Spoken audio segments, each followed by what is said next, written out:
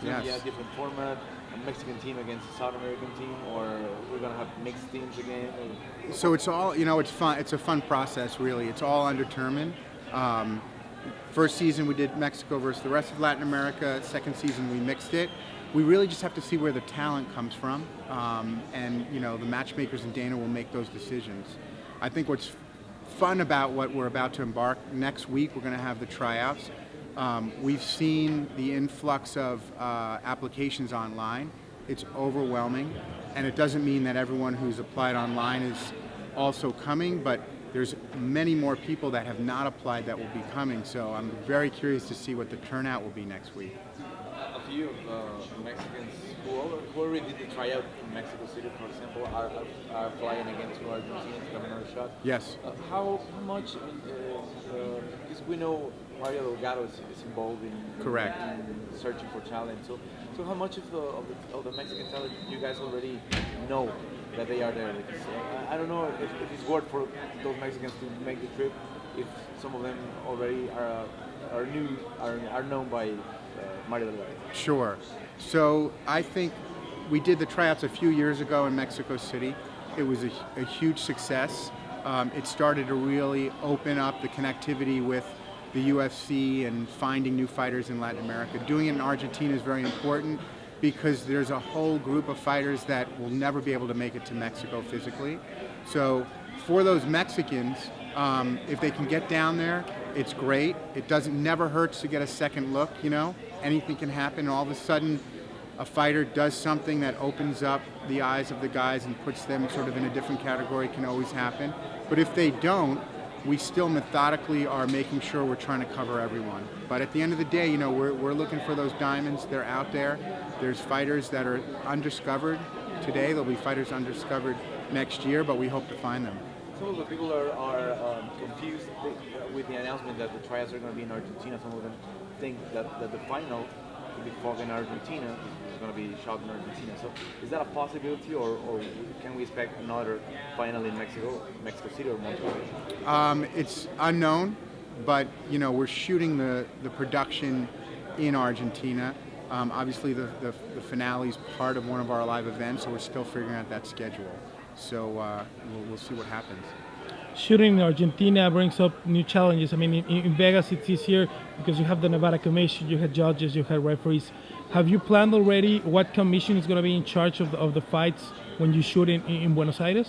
Yes, so there's actually a commission that in Argentina, yes. In Brazil. Okay. So the Brazil commission will be overseeing that. Perfect. So being unknown right now where the final is going to be, what are the chances to have an event in Mexico City this year, or coming back to Monterrey? Is going to be a two-event year like we had through 2015, or right? What are the odds now for Mexico? So we've had 3 events in Mexico so far. We're looking obviously to the future. We absolutely need to go back to Mexico City. I think that's a priority for us. So I think in the short term, that's what we're looking for. But we're still planning out the rest of the year. So a lot of things come into place. Local holidays, what the fight card's going to be, the TV requirements, so it still gets sorted out. But I do think for Mexico City, they should expect that we're going to bring another fight. Will the broadcast schedule for The Ultimate Fighter Season 3 is going to be the same? Is it going to be from August to November, or are there going to be any changes? So right now it will be the same. Okay. It's going to be around the end of August through November. We don't have the start week yet, but we're thinking like repeating what we've done for the last 2 seasons. So it might be important to see what happens in April. Jair Rodriguez, Jessica Aguilar, Efrain Escudero, Tony Ferguson, they're all fighting in that space. If right. they have good showings, if they're healthy, would you think it would be wise to keep them out of action to maybe wait for a finale in November? It's possible. It's always a juggling act, trying to find enough fighters at a certain time. But what we are discovering with Mexico, and like a lot of other places, we are absolutely make the best attempts we can to put the local heroes on the card. But if you're bringing a full fight card and you're in Mexico, Mexicans still want to watch some of the top contenders from the US compete, or Canada, or the UK, or Ireland, or Australia. So fight fans, end up really being blind to nationality at the end of the day. but we love to be able to spice the cards up with local talent at the same time. But that card, UFC 197, is going to be very important to your market. Yes. You have Henry Cejudo fighting for the championship, Jair Rodriguez once again in a main card. What would it mean for you as the head of Latin America in the UFC to have a Latin American champion like Henry Cejudo in the UFC? It's huge, it's huge. It's a game changer just for the time elevation, right? Because all of a sudden now, everything that we're working towards to expand the sport, it helps to have a local champion. And if Henry ends up winning the belt, it will speed stuff up. And if he doesn't, we're still going to get there, but it's just a matter of time. Jaime, there's a huge Latin or Hispanic community in the U.S. Right. Is there a possibility, knowing that, for example, September 15, 16, that is a Mexican Independence date, that it could be a U.S. event, for example, in Las Vegas, that thousands of Mexicans fly into Vegas for that celebration? Could there be a Mexican fight card in the U.S.? It's a great idea. I'll let everyone know. So we got to see how the calendar goes. We know that's a special date, and we always look at it. There's always other things happening. So we'll just see how it goes this year. How much depends on Cejudo, on the fact that Cain Velasquez is going to have a pay-per-view back in Mexico City? Because we've seen a fight night now in Monterrey, and that seems like to be a possibility for Mexico City also to have a fight night there with maybe not a belt on the main fight. Right. How much it depends on Henry Cejudo winning that fight, right, or Velasquez going back for a belt against, I don't know, Fabricio or Tito or whoever wins the fight. How much depends on those two names to have the pay-per-view in Mexico City? Well, I think anytime we have a pay-per-view, we have to, obviously bring a championship fight or two championship fights. So, again, it goes back to the timing. And for us to have that big attraction, that big draw, it's going to be great to have someone that has that connectivity with Mexico. But it's all unpredictable right now. I think we have to see how these fighters do, how they recover. So I think time will tell. As far as the rest of South America, you have a great TV deal now in Chile.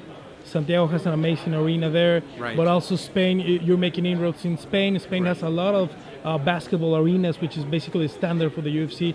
10,000-15,000 people that can hold the show. Yes. How close are you to maybe going to Chile or maybe going to Spain with that event, especially in this year for Europe, which is going to be with a lot of new markets? So all these are new markets that we have on a list, and eventually we will get to these cities. The question is when. And again, I think we continue to educate, build those fan bases. When we do go to a new city, we want the environment ready to bring an event.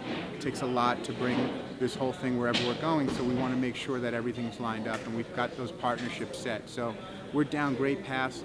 There's a lot of movement happening now in Spain. We see it. There's an MMA movement that has been happening on a small scale, and now people are seeing that it really exists, so they're opening up to the idea of becoming UFC fans and supporting their local fighters. And in Santiago, again, it's a great city. It's a very modern venue. I think it will work great to have that UFC experience, so it's absolutely on our list as well. In terms of the market for the European fighters for next season, how big is Mexico is because of co-production with Televisa, a Mexican company?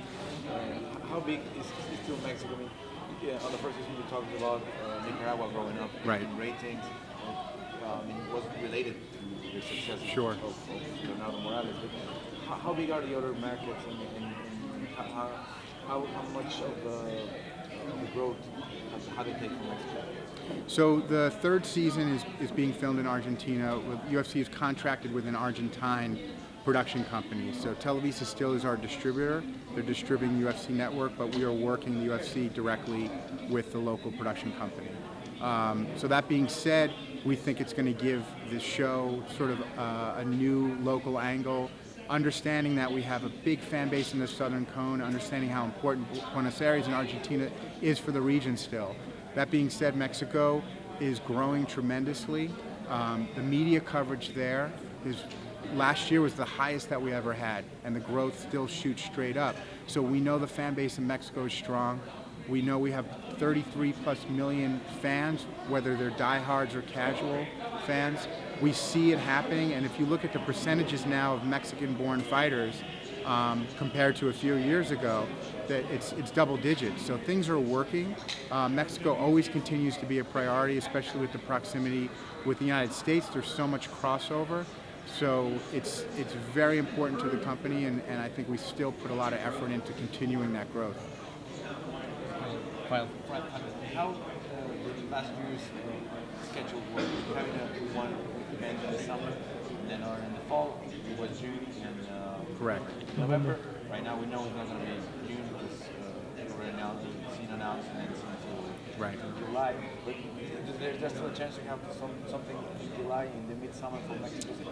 There always is a chance. I think what's strange about this year is every 4 years you're going to have the Summer Olympics, and so that programming, people's focus, sometimes it works to our benefit, or sometimes it's not a great idea. So we have to look at what's happening with the Olympics and the times, because the countries are focused on, their local Olympians, and we'll see what happens. But ultimately, coming to Mexico with more events is a goal, and being able to spread that out is important. But Mexico City's tremendous, big city. There's room to have many, many more events there.